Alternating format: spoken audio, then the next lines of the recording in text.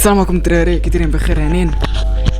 اليوم غادي نشرح لكم كيفاش تجيبوا احسن نقطه في الجهوي وكيفاش تستغلوا هاد الوقيته اللي بقات لينا اسبوع الدراري غنتقاتلوا فيها. كل نهار كتقرا بعشوائيه وكتحاول تقنع راسك انك درتي شي تقدم. كيجي الغد ليه وكتنسى كلشي، ولكن في هذا الفيديو غادي نشرح لك كيفاش تقرا وكيفاش تنظم وقتك، وخصوصا كيفاش تقرا المواد ديال الجهوي بطريقه صحيحه. وغادي نعطيك السر اللي غيخليك عمرك تنسى داكشي اللي غتقرا. دونك جيب معايا ورقه وستيلو وقيد معايا. اول حاجه خاصنا نعرفوا هي النظام ديال الدراسه. حنا كاملين عارفين بان احسن وقيته باش تقرا فيها هي الصباح بكري، خصوصا مع 5 ديال الصباح مورا الفجر. الخدمه ديالنا غتكون على شكل بومودورو تكنيك، 50 دقيقه قرايه و10 دقائق استراحه 3 المرات. يعني الا بديتي مع 5 غتسالي اول 3 السوايع مع 8.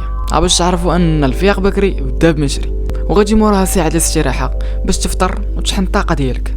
وعاوتاني من الساعه 9 حتى ل 12 نفس الحاجه، بومودورو تكنيك 50 دقيقه 10 دقائق 3 ديال المرات. موراها غتجي ساعه ديال الاستراحه، ومن الساعه 1 حتى ل4 غتكون تاهي نفس الحاجه، بومودورو تكنيك 50 دقيقه 10 دقائق.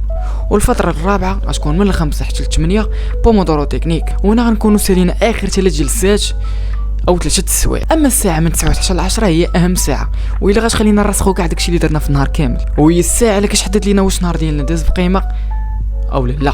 وباش نكونوا واقعيين، الا ما عرفناش كيفاش نقراو فغالبا النهار ديالنا غيدوز بلا حتى شي تقدم. وهادشي علاش غادي نوريك كيفاش تقرا، كيفاش تراجع المواد ديال الجهوي بطريقه صحيحه. وغير تركز على واحد الحاجه ضروري تسمع هادشي اللي غنقول لك من الاول حتى الاخر كلمه بكلمه. التلميذ عندنا كينقسم بجوج الحوايج، تلميذ قاري وفهم كلشي، وتلميذ ما فاهم والو وباقي ما بداش. والتلميذ اللي فاهم وقاري كينقسم جوج، واحد قراهم شحال هادي ونسى، وواحد قاريهم غير دابا وعاقل على داكشي ومغيز ليه الامور. دونك الدراري اللي كتتا خويا ولا اختي من هاد الشخص قاري ونسيتي، الفتره الاولى خويا غتكون عندك من 5 حتى ل 8 بومودورو تكنيك 50 دقيقه قرايه و10 دقائق استراحه. غتخدم بطريقه الاختبار بلاصه ما تضيع الوقت وتعاود الدروس كاملين من الاول. غتشد مثلا اجتماعيه الدرس ديال الحرب العالميه الثانيه، غتكتب العناوين الرئيسيه في ورقه بيضاء وحاول تكتب داكشي اللي فاهم في كل درس. ثاني حاجه غتشد الكتاب وغتقارن داكشي اللي كتبتي مع داكشي اللي كاين في الكتاب. حاول تصحح وحاول تقوي ديك النقاط ديال الضعف اللي عندك، وشد في لوغيسون وعلم لي داكشي اللي ما درتيش. الفتره الثانيه غتكون تثبيت اماكن الضعف، حاول تحفظ داكشي اللي علمتي في لوغيسون. الفتره الثالثه تخرج فيها امتحانات جهويه سابقه، قلب على الثغرات وحاول تعالجها. الفتره الرابعه هي السر، غتكون من 5 حتى ل 8. غتشد الدروس اللي درتي نهار كامل وغتلخصهم باسلوبك الخاص، وهنا غتكون تثبتي المعلومات باحسن طريقه. وهاد الملخصات اللي غتصايب غينفعوك في اخر نهار الجهوي باش تراجع منهم. ندوزو للتلميذ اللي حافظ وفاهم ومغيز ليه الامور.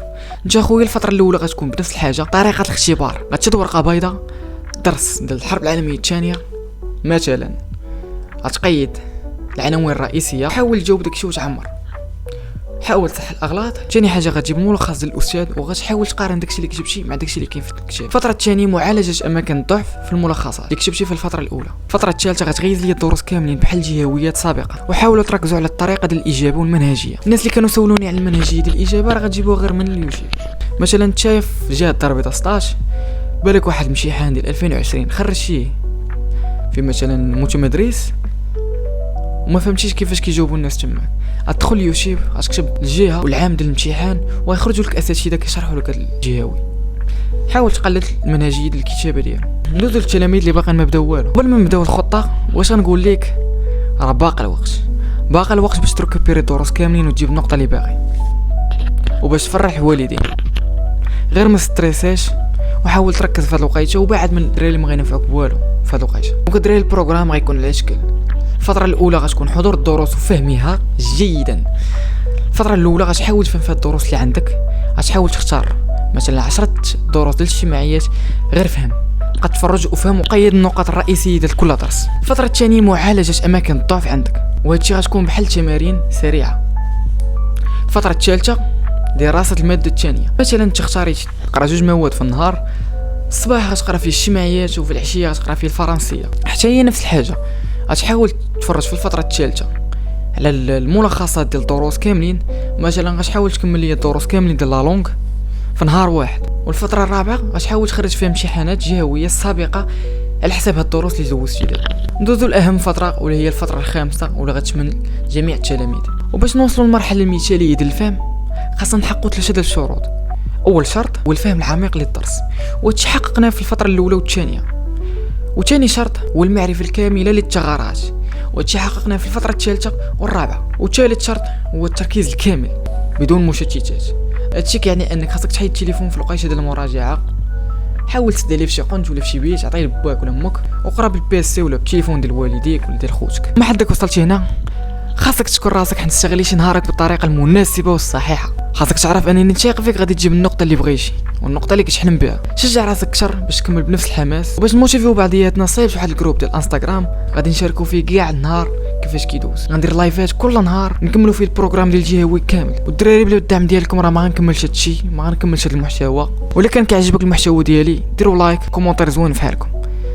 دخلوا لاباج انستغرام دراكولا COO ودعموني فيها، راني عندي 5 ابوني. بيس.